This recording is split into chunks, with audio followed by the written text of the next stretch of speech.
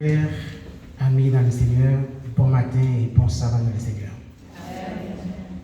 Dans la péninsule acadienne, la ville de Bathurst est reconnue comme la ville de la chaleur. À mon arrivée, il y avait une personne qui devait me faire le tour de la ville. Et puis je lui ai dit, mais pourquoi on dit la chaleur? Elle m'a dit que les gens sont très chaleureux. Et immédiatement, ça me vient à l'esprit, ça me fait penser à mon église, l'église de Dieppe. Une église accueillante, les gens sont très chaleureux. Donc, je me réjouis avec vous à l'église de Dieppe. Donc, à chaque fois que j'ai le privilège de vous visiter, ce sera toujours un grand plaisir pour moi. Ce matin, nous allons ensemble méditer sur un sujet ayant pour titre « Bâtisseurs de foyer et de foi, soyons des hommes et des femmes debout pour Dieu dans les temps difficiles ». Alors que notre société traverse des crises morales et familiales et spirituelles, Dieu cherche encore des hommes et des femmes capables de rester debout dans la foi. Et c'est une grâce pour nous, les hommes et les femmes qui acceptent cette noble responsabilité d'être des bâtisseurs de foyer et de foi dans un monde où les valeurs familiales sont souvent négligées ou remises en question. Mais Dieu vous appelle à être des modèles de caractère, de fidélité et de spiritualité. C'est un appel à la consécration, un appel à la fidélité, au leadership spirituel. Le monde a besoin d'hommes et de femmes transformés par Dieu, des femmes et des hommes de prière, des hommes et des femmes de vérité, des hommes et des femmes fidèles à leur famille, des hommes et des femmes capables de s'aimer, de se protéger et de servir l'un l'autre. Aujourd'hui, Dieu nous appelle à redevenir des piliers spirituels dans nos foyers, dans l'Église et dans la communauté là où nous vivons. Dieu ne cherche pas des hommes et des femmes parfaits, mais des hommes et des femmes disposés à être transformés par la puissance de cet esprit. Bâtisseurs de foyer et de foi, construire un foyer ne consiste pas seulement à fournir un toit ou des matériels. Un véritable bâtisseur, c'est quelqu'un qui crée un environnement propice où règne l'amour, le respect, la sécurité et la confiance. C'est quand on prend du temps pour sa famille, à l'écoute, encourage et diriger avec sagesse au sein de notre foyer.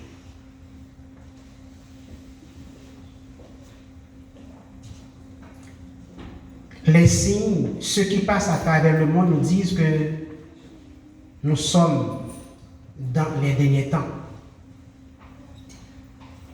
Et si nous sommes dans les derniers temps, est-ce que nous travaillons vraiment à bâtir notre foyer pour que nous puissions acclamer le retour du Seigneur?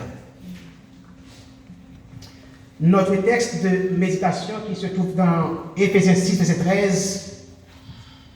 Éphésiens 6, verset 13.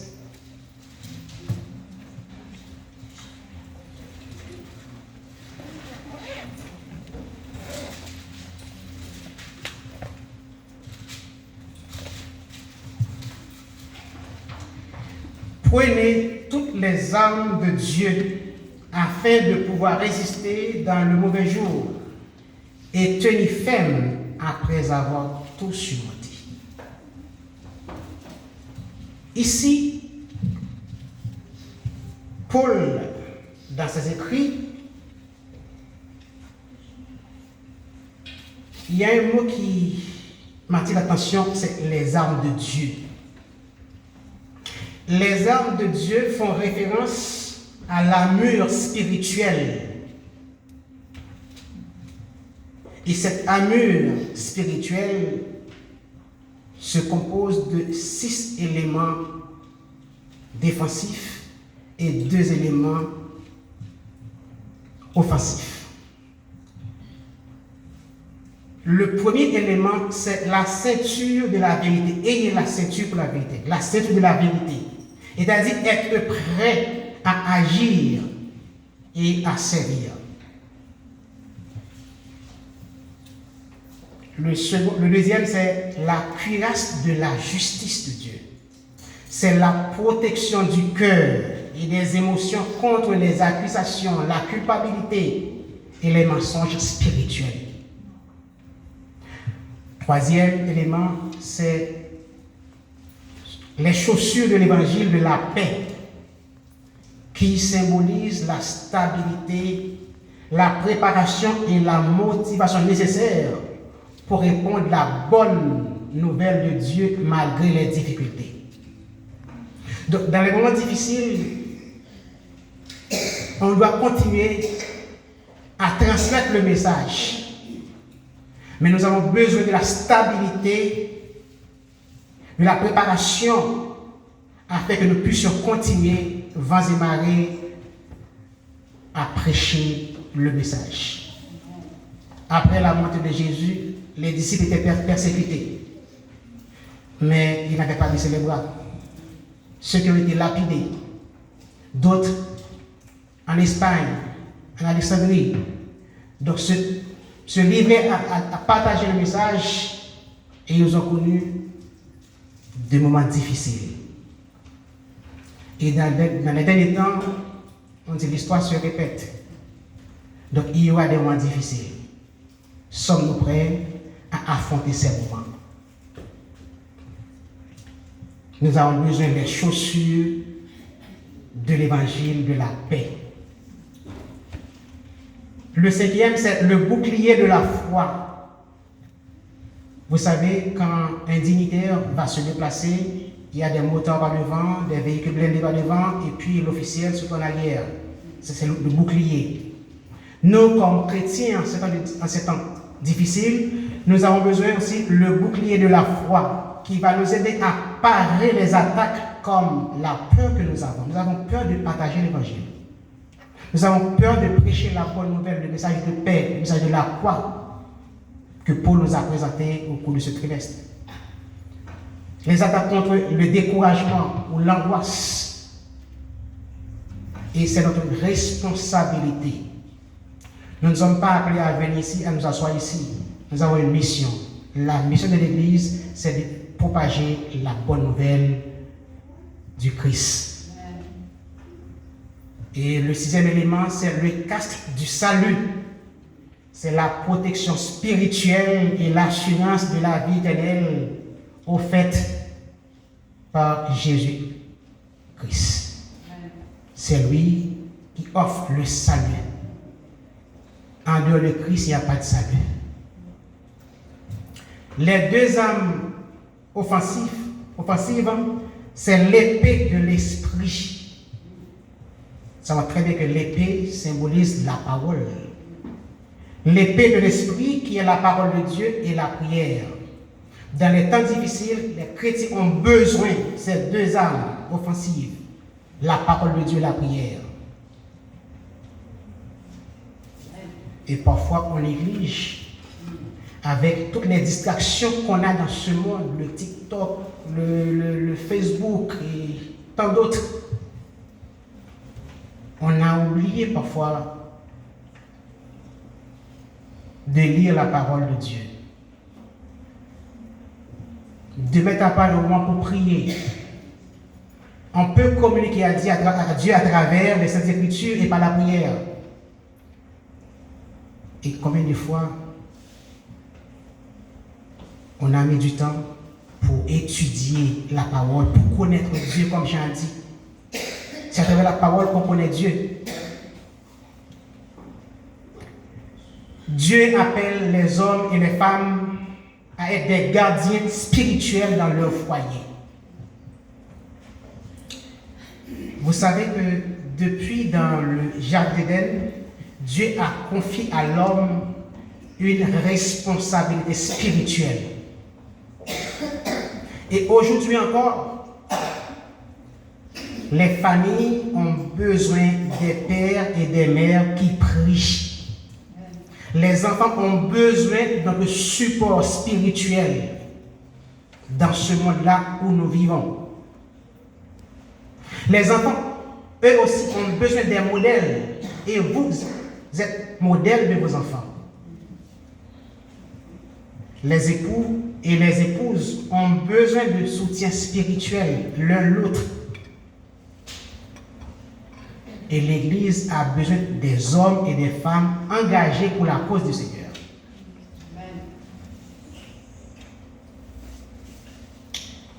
Une femme de foi, c'est une femme qui influence son entourage, soutient l'œuvre de Dieu et témoigne de l'Évangile. Et à travers la Bible, nous voyons que les hommes qui marchent avec Dieu, ils ont toujours une influence sur leur maison. Je vous invite à ouvrir vos Bibles avec moi dans le livre de Genèse, chapitre 6, versets 9 à 12.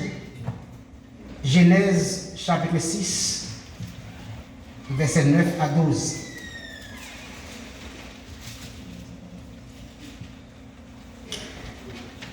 Il dit, voici la postérité de Noé. Noé était un homme juste et intègre dans son temps. Noé marchait avec Dieu. Que faisait Noé? Il marchait avec Dieu. Noé engendra 3 fils, Sem, Cam et Japheth. La terre était corrompue devant Dieu. La terre était pleine de violence. Dieu regardait la terre et voici, elle était corrompue, car toute chair avait corrompu sa voix sur la terre. De nos jours, à travers les journaux, les réseaux sociaux, on parle de la corruption. On parle d'un monde corrompu. On dit qu'il est difficile de servir Dieu dans ce monde où nous vivons. Mais pourtant, à l'époque de Noé, Dieu avait jugé que le monde était corrompu. Est-ce que Noé était corrompu? Il dit Noé marchait avec Dieu. Malgré Noé vivait dans une génération corrompue, mais Noé a pu se tenir la face. Noé était un modèle et sa fidélité a permis le salut de sa famille. C'est pourquoi on dit qu'un homme qui marche avec Dieu influence son foyer, influence toute sa maison. Noé a passé 120 ans à prêcher, mais les gens ont fait peu de cas à Noé. Mais Noé a pu influencer sur sa famille. Il a été sauvé, lui et sa famille. Dans Genèse 19, verset 8, nous avons d'autres exemples. Il dit, voici, j'ai 2 filles qui n'ont point connu d'homme. Je vous les amènerai dehors et vous leur ferez ce qui vous plaira. Seulement, ne faites rien à ces hommes puisqu'ils sont venus à l'ombre de mon toit. C'est la parole de l'eau avec les gens qui venaient pour lui demander de faire sortir les anges qui étaient dans sa maison. Lot habitait dans une ville appelée Sodome, connue pour le vice, la débauche, l'inhospitalité et l'orgueil. C'était la corruption extrême, mais pourtant l'eau était un exemple à suivre. Les enfants de l'eau étaient exemplaires dans une ville de débauche.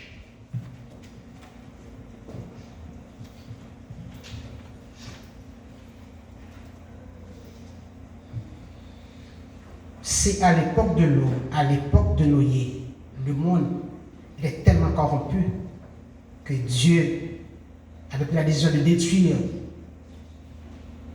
par le déluge les gens de cette époque, à l'époque de Noé.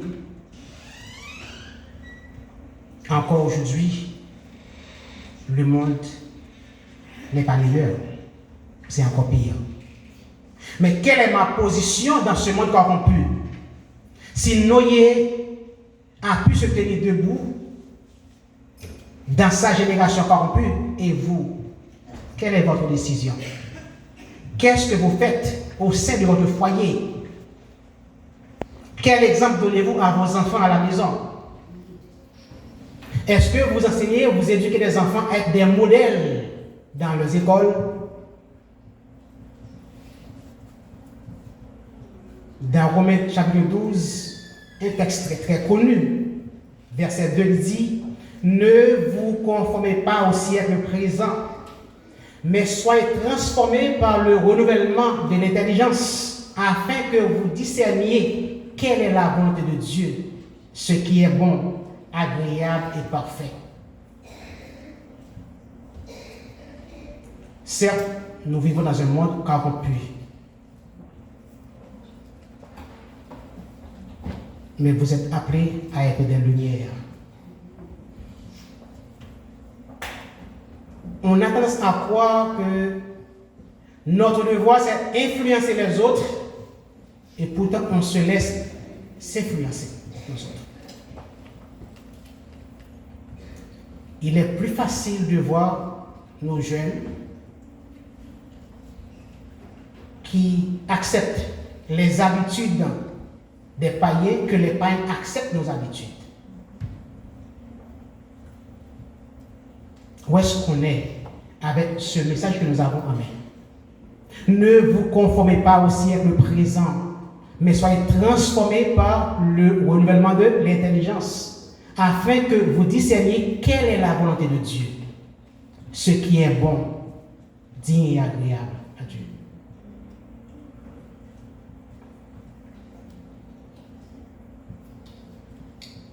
Dieu veut des femmes bâtisseuses de foyer avec sagesse. Dans Proverbe 14, verset 1, il a dit: la femme sage bâtit sa maison, et la femme insensée la renverse de ses propres mains. Un exemple de sagesse. Vous avez entendu parler d'Abigail, l'histoire d'Abigail, sa sagesse, comment elle a permis que David ne fait pas de mal à son mari Nabal, l'insensé. C'est grâce à sa sagesse. Il a évité ce bien de sang. La sagesse, l'amour, la prière et le pardon sont les fondations d'un foyer solide. Pour qu'un foyer se solidifie, il faut qu'il y ait de la sagesse, de l'amour, de la prière. Dans tout, il y a la prière. Avez-vous fait une place pour la prière dans votre foyer? Et je sais qu'on travaille tous. Mais est-ce qu'on a mis de côté des heures pour prier avec nos enfants? On dit les enfants d'aujourd'hui, ce sont les jeunes de demain et les vieillards de demain. Nos enfants d'aujourd'hui, ce sont eux qui vont diriger l'église demain. Mais sommes-nous en train de préparer nos jeunes afin de pouvoir administrer l'œuvre de Dieu? C'est notre responsabilité. Nous ne sommes que des économes, des gérants, des gardiens de nos enfants. Nos enfants appartiennent à Dieu. C'est notre mission de les éduquer, de les préparer pour la cause du Seigneur. les femmes comme baptisées de foi de la famille.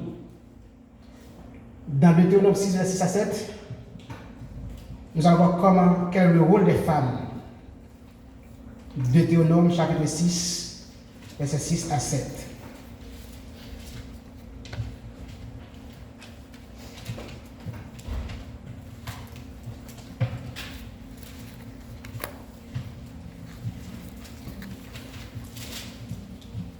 Deutéronome chapitre 6, verset 6 à 7.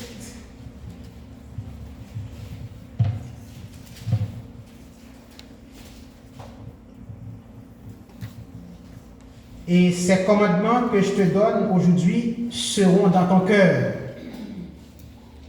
Tu les inculqueras à tes enfants et tu en parleras quand tu seras dans ta maison, quand tu iras en voyage, quand tu te coucheras et quand tu te lèveras. C'est la responsabilité d'une mère au foyer.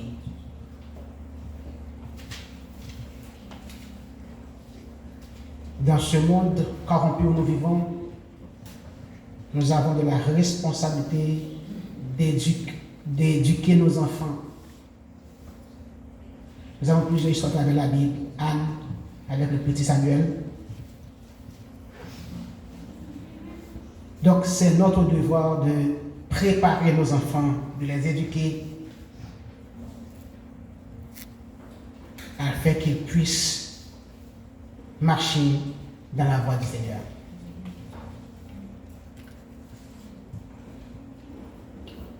Mais Dieu appelle aussi également les hommes à être des bâtisseurs de foi. Nous avons Abraham comme un exemple de foi. Abraham qui conduisait sa famille dans la voie du Seigneur. Nous avons aussi Josué, un homme de conviction. Josué, voyant le peuple d'Israël qui se mélangeait avec les païens, il a pris son courage, il a dit, écoute, moi et ma maison, nous servirons l'Éternel. Donc, Abraham et Josué, ils comprenaient que la réussite d'un foyer dépend avant tout de sa fondation spirituelle. Dieu cherche des hommes de courage. Donc, le courage biblique n'est pas l'absence de peur, mais c'est avancer malgré la difficulté. Malgré la peur, il faut avancer. Josué était un homme de courage. Est-ce que Josué n'avait pas eu peur? Oui. Et Dieu a dit à Josué dans Josué 1:8, fortifie-toi et prends courage. Josué était un homme de courage, mais il y a eu des moments de peur. Dieu a dit à Josué, fortifie-toi et prends courage. Aujourd'hui, Dieu cherche des hommes et des femmes courageux dans la vérité, des hommes et des femmes courageux dans la prière, prêts à défendre leur famille, courageux pour rester fidèles au sabbat de l'Éternel et à la parole de Dieu. Des hommes et des femmes prêts à sauver leurs enfants, à sauver leur famille. Au milieu de défis, Josué a fait un choix décisif. Lisons dans Josué chapitre 24. Josué chapitre 24, verset 15. Vous connaissez l'histoire. Josué rassemble tout le peuple. Et puis, il a prononcé cette parole en disant, « Et si vous ne trouvez pas bon de servir l'Éternel, choisissez aujourd'hui qui vous voulez servir. Ou les dieux que servaient vos pères au-delà du fleuve, ou les dieux des Amoréens dans le pays desquels vous habitez. » Josué a mis le peuple dans cette situation, il doit faire un choix. Vous avez le choix. Si vous ne trouvez pas bon de servir Dieu, faites vos choix. Et aujourd'hui même, choisissez qui vous voulez servir. Les dieux des Amoréens ou les dieux que servent vos pères, l'autre bord du Jourdain. Mais ce que j'ai à vous dire, moi et ma maison, nous servirons l'Éternel. Amen. Amen. Donc si Josué a pu prendre sa décision, c'est parce que Josué connaissait sa famille. Josué savait que les gens de sa maison, quelle famille il possédait. Il n'a pas dit, moi, je sers Dieu, non. Moi et ma maison, nous servirons l'Éternel. Sommes-nous prêts à dire comme Josué? Parce que Josué a fait une préparation. Il a préparé sa famille. À coup sûr, Josué passait des moments d'études bibliques avec sa famille. Des moments de prière avec sa famille. Spirituellement, Josué était préparé à affronter les circonstances. Et il savait qu'il n'était pas seul. Sa famille était à son côté. Il a dit, aujourd'hui, vous avez le choix. Choisissez dès aujourd'hui. Mais moi et ma maison, nous servirons l'Éternel.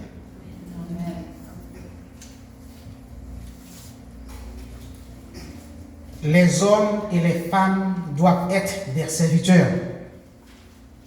Jésus-Christ a montré que le vrai leadership passe par le service. Et la véritable grandeur se trouve dans le service. Le vrai homme n'écrase pas sa femme au foyer. Tout comme la vraie femme ne détruit pas son mari. Ils s'entraident. Et nous sommes des modèles pour nos enfants. On s'encourage l'un l'autre. Dans l'Église, Dieu cherche des hommes et des femmes disponibles, des hommes et des femmes humbles, prêts à travailler pour le salut des âmes. La grandeur, selon Dieu, ne se mesure pas par le pouvoir, mais par le service. Il faut servir l'un l'autre. Jésus lui-même, il est notre serviteur. Il a laissé son trône pour venir servir à nous autres. Et il a donné sa vie en rançon pour le péché de nos âmes. À chaque fois que nous voyons la croix, nous voyons Christ, ce sacrifice non mérité. Mais c'est pour vous et moi. Il a dû porter la croix et fut crucifié pour nos péchés. L'homme de Dieu, la femme de Dieu protège sa famille spirituellement. Aujourd'hui, plusieurs familles souffrent parce que les pères et les mères sont absents émotionnellement et spirituellement. Nos enfants se livrent à eux-mêmes. Ils s'instruisent à travers les réseaux sociaux. Émotionnellement, nous ne sommes pas là. Et spirituellement, absents.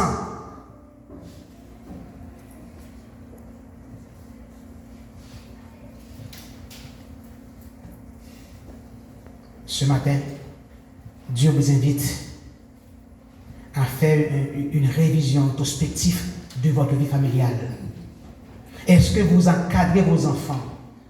Est-ce que vous les préparez pour le retour du Christ? Est-ce que émotionnellement vous êtes à leur côté? Est-ce que vos enfants peuvent compter sur vous spirituellement? Combien de temps, de fois, vous avez partagé une histoire biblique avec vos enfants à la maison? Le monde ne veut pas le dire. C'est à vous. Et à l'école de nos jours, on n'éduque pas de manière spirituelle à nos enfants. C'est notre responsabilité de les instruire. Frères et sœurs, notre absence émotionnelle et spirituelle à côté de nos enfants ont des conséquences graves à l'avenir. Essayons, malgré le souci de la vie, de nous efforcer à mieux encadrer nos enfants. Parce que Dieu nous a donné une mission à accomplir. Nous ne sommes que des gagnants, des gérants, des économes de nos enfants.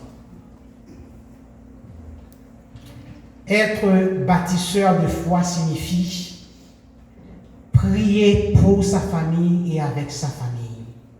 Vous, comme père, il y a des moments où vous devez vous mettre de côté pour prier pour votre famille.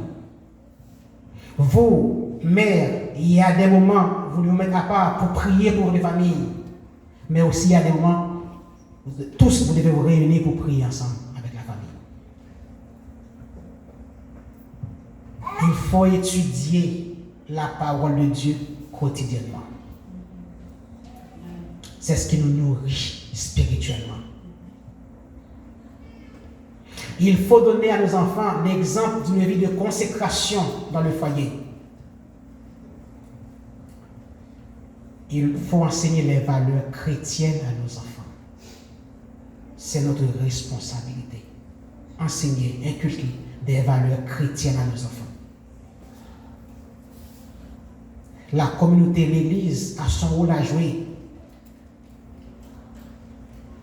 Il y a la classe enfantine. Mais ça ne suffit pas un sabbat matin. C'est notre responsabilité de les encadrer, de les éduquer, d'étudier avec eux, de prier avec eux.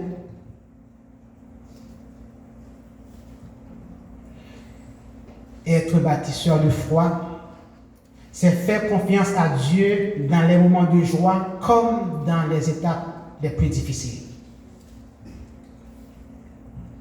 Et il nous faut prêcher l'exemple par la conduite.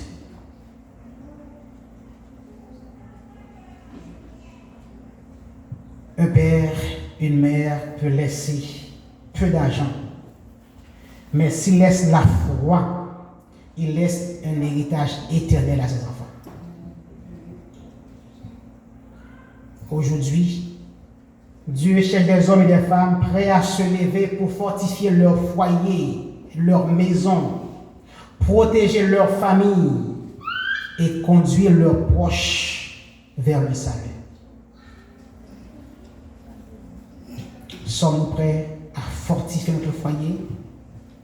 Sommes-nous prêts à collaborer avec l'Église? Le plus grand héritage qu'un homme et une femme puissent laisser n'est pas matériel, mais spirituel. Une famille qui connaît Dieu aime et sert le Seigneur. Le monde a beaucoup d'hommes et de femmes célèbres.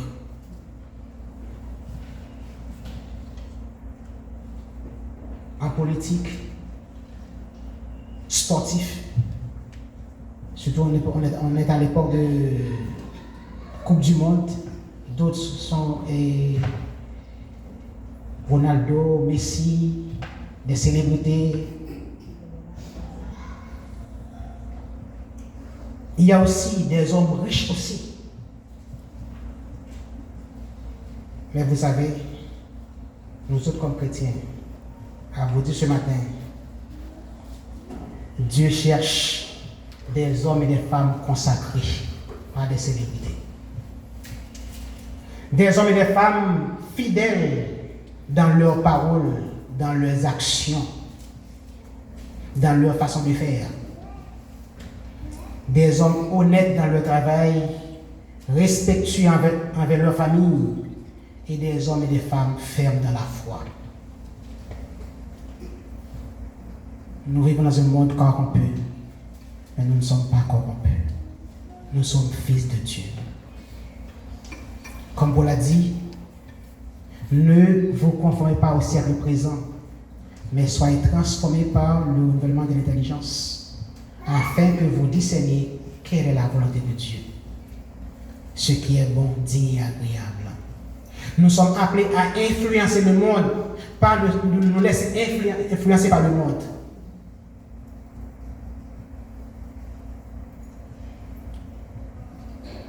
Vous êtes la lumière du monde. Est-ce que votre lumière brille là où vous êtes.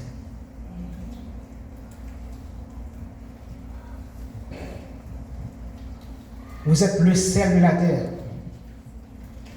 Mais avez-vous donné du goût de la communauté là où vous vivez?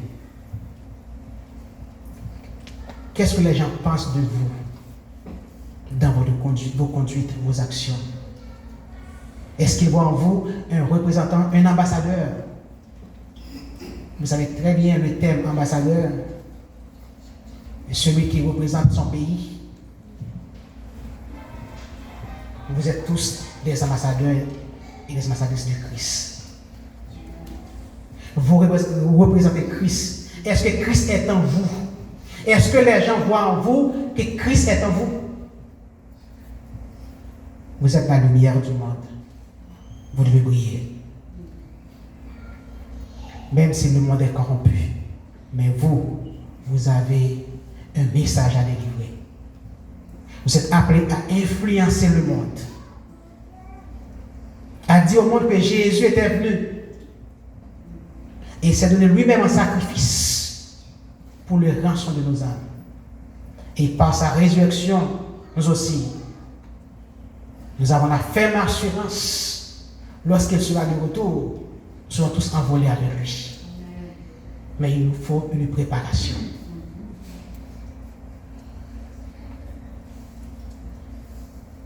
Mais ce n'est pas de vous préparer vous-même et laisser votre famille. Je vous invite à dire et à faire comme Josué. Si Christ vient à l'heure actuelle, où serait ma famille? Josué savait très bien dire, moi et ma maison, nous servirons l'Éternel. Est-ce que vous aussi pouvez dire, moi et ma maison, nous servirons l'Éternel? Et si ce n'est pas le cas, je vous invite à travailler dessus, afin que vous puissiez dire comme Josué, moi et ma maison, nous servirons l'Éternel.